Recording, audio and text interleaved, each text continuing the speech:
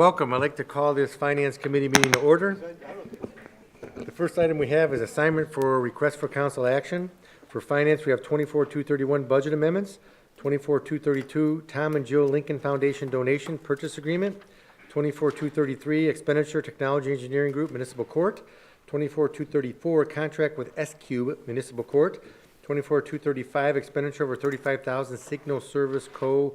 Service Department, 24-236 bids for the 2025 Material Bid Service Department, 24-237 expenditure over $35,000 Goodyear Tire and Rubber Service Department, 24-238 addendum to Medical Mutual of Ohio Healthcare Contract, 24-240, what happened to 239? Adopt AED Emergency Action Plan Parks and Rec Department, 24-241 increase expenditure for air gas MCRC, 24-242 construction budget Medina Municipal Court renovation job 1104 note budget to be submitted to city on November 22nd, 2024. 24-243 Montville and Medina Township fire contracts. Kathy, just a quick question. What happened to 239? It's on here. Oh, it's from last time. Okay. Because 239 is not on there. So let me say 24-239 amendment ordinance 3812 sports field regulation of parks. So that's added. I'm going to say added on mine because I threw me Oh, I off was of gonna say, it. it's on mine. It's not on the request for council action. So, okay. Ah, gotcha. 24-231 budget amendments. Now, the first one we have is 24-231, 2024-058. Keith? This is all, as we approach the end of the year, this is just move money around to get us through the end of the year. Any questions? Move to approve. Second. All in favor? Aye. Opposed, motion carries. 24-232, Tom and Jill Lincoln Foundation donation of purchase agreement. Who's doing this one? Jansen? Thank you, Mr. President. Back in August, we were made aware of a property that was able to be purchased on Foundry Street. And as you know, over the last several years now, we've acquired a number of properties on Foundry. Looked at the property, turned in a grant request to Tom and Jill Lincoln Foundation, and they have agreed to fund the purchase and demolition of the home at 334 Foundry Street. So this is the authorization for the mayor to be able to sign the purchase agreement to get that in the works. The emergency clause is requested as the property needs to transfer out of probate court as soon as possible. Anybody have any questions? That's a good addition. Yeah. I think it's very helpful to us, and we thank them for their generosity. Absolutely. Any other questions? Move to approve. Second. All in favor? Aye. All opposed? Emergency clause, Yes. I'll add the emergency clause to my, My second includes emergency clause. All in favor with the emergency clause? aye. All opposed? Motion carries. 24-233 expenditure for Technology Engineering Group for the Municipal Court. Cindy? Thank you, Mr. President. We use TEG quite a bit over at the Muni Court as help with our IT and our servers. Now we're integrating over to our self-email. We're also going to be using TEG as a consulting as we move forward to the 1969 building. This is just for a 2025 purchase order to pay them, make sure we have enough funds. The funding's going to come out of the court computer fund, so it's not going to touch the general fund. Any questions? Move to approve. Second. All in favor? Aye. Opposed? Motion carries. 24-234 contract with S-Cube Municipal Court. Thank you, Mr. Okay, Cindy? That's okay. Well, this is actually for the clerk of courts. S-Cube is going to assist us with Benchmark in becoming for e-filing, which is now with the Ohio Supreme Court due by June of 2025. It's about a 6-month project, and we're just getting a contract with them to help us with that. Is that what the one is? Yeah, and I was just trying to look at, there's a confidentiality provision in here, and I don't know, I just want to make sure that because I think people can ask, since it's a public office, right? I think they can do a Freedom of Information Act request on it, but I think anything that's confidential as far as names and stuff like that, they can't get, but they can get everything else, I would imagine. I didn't know if you knew that. I did not know. I did not look at the contract because this was with the clerk of courts, Mr. Well, Hoover. just do a double check, so maybe make the motion subject to make sure we approve on the confidentiality provision, because some things we can't keep confidential, I would imagine. Absolutely. I do have a few questions. Yeah, Paul? If I may. Thank you. Thank you. Is this thing on? Okay, with regard, and to your point, John, it might be because the confidentiality between the courts and S-Cube in what they're doing for each other. It might not be the information itself Okay. going on. It Got just it. I might don't be know. the confidentiality between the supplier and vendor. Which I'm kind of thinking because it's, S-Cube is helping with Benchmark. Benchmark is our case management system. S-Cube is pushing Benchmark into that e-filing. So I think that's confident, I would assume so. I just don't want to get caught in a situation where we're required to give it, we give it, then we breach the contract. Right, no, I agree, and yeah, we should have that sorted out. But could you, for clarification, define what you mean by e-filing? I've got like 3 or 4 definitions in my head. So the Supreme Court has now filed for all the courts to start doing e-filing. So attorneys that want to, they can be at their home, they can file any type of documents that require a filing fee through the computer system. So now we're forced to do it. The Supreme Court wants everyone to do it by June of 2025. A lot of courts are already doing it, and they love it. It cuts down on public coming into the courts. The attorneys love it. They can do their work at 6 o'clock at night or at 8 o'clock at night, not necessarily just during court hours. They can transfer money over to the court has it for them, and they can file the documents immediately instead of coming in and filing the documents with the attached filing fee. And this is more for civil cases than it is for traffic criminal. Okay, all right. And does this have any need to play nicely with the finance director's tools that he uses at all? I don't believe so. It's all Okay. going to be through Benchmark and through probably the Huntington National Bank that we use. Okay, all right. And the migration that they have here, okay, oh yeah, no, excuse me, the 30 days support. Okay, what happens then? You go live and they get 30 days to help work out the kinks once you go live. What happens after that and you need additional support? Well, that's a really good question. I wasn't part of the initial talks with that. We're having Josh, which is our IT. He's in every meeting with S-Cube asking a lot of questions, so hopefully he'll be a big part and he can do a lot of that if there's any issues after 30 days. I'm going to probably assume that we're going to need support down the line until at least 6 months so we can make sure that we are not missing anything, or if there's any mistakes that are, any new program is going to cause a little bit of a hiccup. So we want to make sure we have enough support. I wasn't, and I apologize, I wasn't a part of that contract, but I thought I'd at least talk about what I know about it. So I don't know if Mr. Huber has looked at the contract. I'm sure he has and spoke with Mike. Mr. Huber? I'm thinking that if there's a problem, Paul, they'll probably come over to the law department and we'll have to deal with it. Okay, all right, that's fine. I was hoping though that, like maybe, support outside of this comes at X number of dollars an hour, or something like that. It's difficult because we have Benchmark that we're paying support for, and now we have to bring this other company in to kind of get Benchmark to get where we need to be. So I think we're also looking at the level of support and maybe look at future issues with Benchmark as well, the SQ. So there's a potential then you'd be able to combine the two into one? They're two separate companies. Right. But, I mean, I think down the road, we would have to look at Benchmark and look at their support versus S-Cube support. Okay, We just want to see how they do well in this e-filing process. okay, all right. And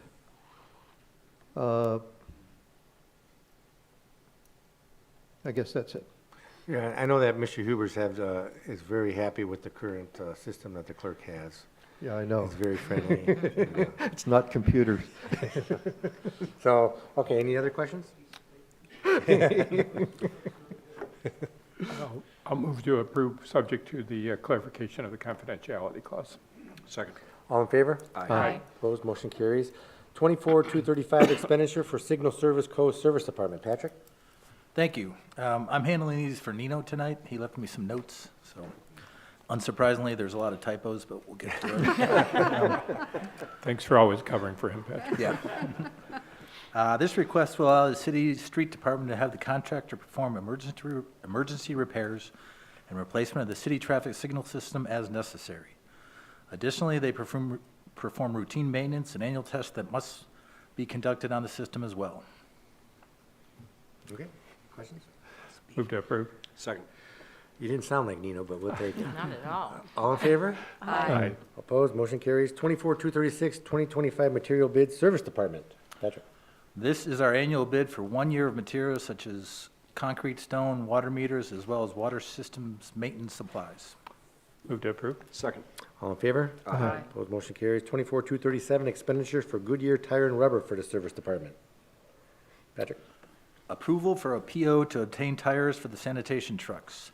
Tires for the front of the trucks, steering tires, are $800 each. Tires that are on the rear of the trucks, drive tires, are $235 each.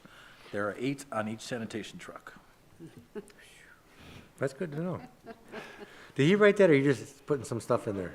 Okay. Move to approve. Second. All in favor? Aye. Opposed, motion carries. 24-238, addendum to medical mutual healthcare contract. I guess, Keith, you gave a memo on this. Yeah, we got some notes. So we're paying a little bit more because the dental portion wasn't included in the medical mutual not going up. We should be able to cover it with what we have. So, but from a budget perspective, it should be okay because we should be able to cover it with what we have extra for increase. Because whenever we pass that, I always tell you, we pay 11 months at this year's rate and 1 month at next year, so we put in a little extra to cover that. If we end up short, we'll have to come back, but we also might get another premium credit like we did this year, so that would cover it too. And you didn't write the memo, you received the memo that I Right. received. Anybody else have any questions? The emergency clause? Yes. Been requested. Move to approve with the emergency clause. Second, including the emergency clause? All in favor? Aye. Opposed, motion carries. 24-239, the amend ordinance 3812, sports field regulations for the parks. Jansen? Thank you, Mr. President. This request is for third-party rentals that use baseball, softball fields in the city. This increase does not affect our sports associations that have priority use of our fields. Over the last several years, travel teams have become more prevalent in the community, and we're getting a lot of requests for field space from various organizations.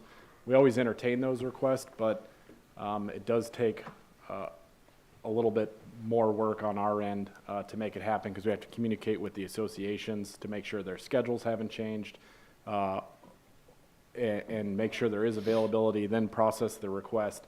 And a lot of times, these are like the day of that they're looking for a field. So it causes us to have to pull staff off to go and prepare a field that may have not have been on the original schedule. So what we're looking to do is raise our rates.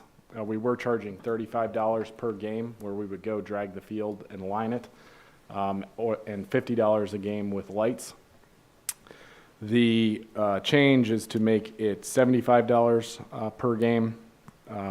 That time that we put into it to process the rental and prep the field is costing us around $65. So that was our starting point. We felt the $75 was fair after looking at other neighboring communities.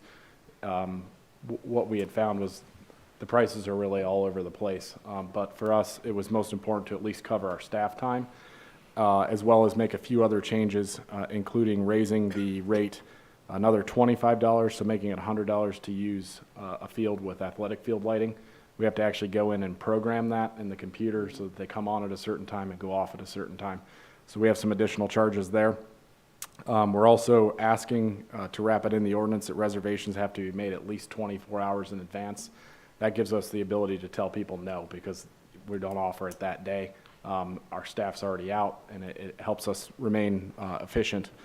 And then lastly, we want to include that there's no charge for Medina City School District or any city-sponsored events on the fields. For the last several years, we've allowed the freshman baseball team to use Reagan 1 because it's in a lot better condition than any of the other fields around and has athletic field lights on it. So this won't affect that at all, actually, clean it up. So we'd like to get this implemented before the beginning of the year. Questions? Move to approve. Second. All in favor? Aye. Opposed, motion carries. 24-240, adopt AED emergency action plan for the Parks and Rec. Jansen. Thank you again. Earlier this year, House Bill 47 was passed, and that made some changes to what communities have to do as far as the use of AEDs on publicly owned property where organized sports events are happening. A few pieces of this legislation apply to us here at the city of Medina. First being this emergency action plan that was supplied to us by the Ohio Department of Health. This plan has to be formally adopted. Once it is, we'll pass that along to our associations so they can share it with their board of directors and their coaches. Secondly, not included particularly in this request, but we also now have to provide AEDs at these facilities that can be accessible within 3 minutes. So there's some changes, but this request is to comply with one of those and adopt the emergency action plan. Denny? Jared, is the Medina Hospital assisting with any of the training or the maintenance of? The training, the way the legislation is written is it requires a certain number of staff to be trained and practice the use of the AED and plan quarterly. Citywide, we don't have any staff around when most of our associations are playing. So Right. that will be something that the associations have to comply with. We will do so for our youth basketball, which is at the recreation center where our staff is already trained. But to answer your question, for our staff, we do our own training as we are a Red Cross facility. The hospital does do training for some city employees. As far as purchasing AEDs go, we're probably going to have to apply for grant funding for that. And I'll have it in the budget, and it is, we need to have them as of October 24th. So we're good for now. We have them at the recreation center, but as we move into spring season here, we're going to have to be prepared for it. And the only reason I bring that up, I would suggest that, I don't know who at the Cleveland Clinic, Medina Hospital would be able to assist you with that, but the clinic nationwide, worldwide, has to purchase AEDs and along with also other defibrillators. That they may be able to assist in helping with the purchase and getting a better price when you do get to that point that you're going to purchase them. Yeah, we'll check into it. We have contacts with the leadership there. Yeah. Thank you. Thanks. I have a Any other question. questions? Yeah. Ready? So at one point, I was certified to do all that stuff, Jansen, and use the AEDs. And I recall one of the places I worked, they were looking to buy them and they were not readily available. So if you are required to have them by October, what is your timetable for having to place an order to make sure you get them on time? There's really good availability right now. I've been working with Steve Ingersoll from the fire department on which brand to look at that's compatible with what our EMS is using. And we're also looking at cabinets for those. So to answer your question, we should have plenty of time. Any other questions? There's a motion. Move to approve. Second. All in favor? Aye. Opposed, motion carries. 24,241, increase expenditure for air gas MCRC. Jansen. Thank you, Mr. President. This is to increase our existing PO by another $3,000, making the total $30,000. This is, Airgas is the company that supplies CO2 for the swimming pools at the rec center. We're hoping we need 3, maybe 4 more fill-ups before the end of the year. It all depends on the bather load. Questions? Move to approve. Second. All in favor? Aye. Opposed, motion carries. 24,242, construction budget for the Medina Municipal Court renovation. This is Patrick's big one here. So, Patrick? Thank you. I wanted to submit this for discussion only tonight, just kind of keep council apprised of where we're at.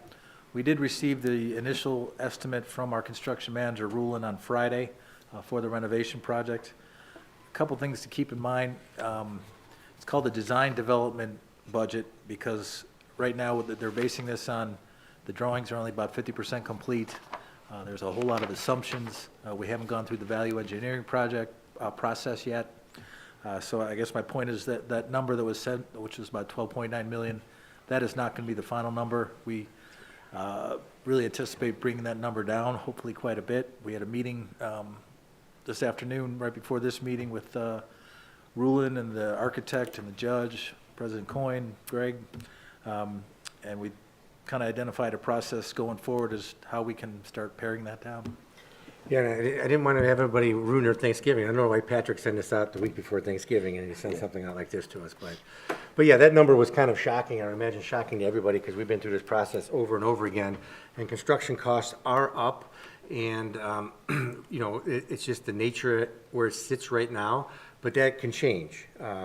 And what Patrick didn't tell you, this is going to be a stage project, so council's going to go through stages. There's going to be an abatement stage, then there's a guaranteed maximum price for the initial phase, and then the renovation itself will be another guaranteed maximum price. So when we go through these, we're going to try to keep them in councils, to go through them through finance, council, and then the 30 days to keep the project moving.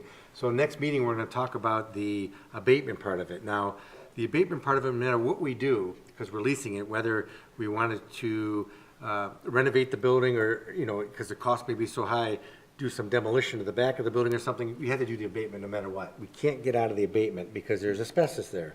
So we're stuck with abating the asbestos out of the courthouse. Now, we're not only have to abate the areas that, or pay for the areas that we have to abate related to the city lease. As you know, the county libraries there, the county would have to pick up the costs associated with any abatement associated with their portion of it. And I think we're going to have conversations with them to inform them and make sure they understand that that's the case. Because I don't think we can pay for something that we are not responsible for, just because we're a municipality and our our taxes can't go to pay for something that's not ours. So that's going to happen. So they're going to give us a better number, like a not to exceed number for the abatement part of it. And hopefully when the bids come in, they'll come in January, it'll be lower than that. So next meeting we'll have kind of a not to exceed number for the abatement part of it, which is kind of important. That's going to be a big portion of it, because they're going to have to do some demolition associated with the abatement. So that's all going to happen at one time, and that's the first part of it. I was a little shocked too with the cost of it. We're going to be looking at issues, especially like the HVAC system was $2.1 million. That was kind of shocking to me and everybody else at the meeting. They currently have HVAC units there. We're going to look at going back to that and see if there's a big cost difference with respect to that. But there's still a long way to go. So, you know, I'm a little nervous at the beginning here, but don't get too nervous because there's a lot of things that have to change. I know that nobody on council is happy or willing to approve the, $12.9 million plus the $750,000 architect fee plus the the 1.5 is into 12.9. So you're talking close to, $13.5 million right now. So I don't think we're all too keen on that, but I don't think it's going to be that because we got a long way to go. So enjoy your turkey. Don't get upset about that, and then we'll move forward after that. I don't want anybody to have upset stomach over Thanksgiving. That wouldn't be good. We will, but it won't be because of that. Oh, it won't be because of Yeah, I don't think that anyone on this council, I think that everyone on this council actually is well aware and has enough experience with this sort of thing to realize that these are not the actual number. Okay. Well, and so Patrick, is there anything else? Is that I don't pretty think much? so, Cindy. Cindy was at the meeting too, I forgot to mention. Yeah. Oh, okay. yes. and- So, okay, so that's kind of the process, that's where we're at, we're gonna go through it, so everybody knows. And again, it was kind of frustrating a little bit, because we remember going through the process with the county, we were at 7.8 million, and now look where we're at, you know what I mean? So it's like, well, geez, we saved a lot of money, now we're going the opposite directions, but we don't have any control over that, so hopefully we can get it down some, that's the goal. But and remember, we talked about this at the meeting, the city's contributing the special project, $4 million, the court's contributing $4 million, and then the remaining split 50-50, right? Mm-hmm. So our out-of-pocket for the city, even if it's 13 million, is 6.5. Right. That's the maximum we come out of pocket, right? So it's not, we're coming out, but we don't want to do that because we want to be able to get the price down for the whole community. That's kind of the goal. So everybody keep that in mind too. Paul?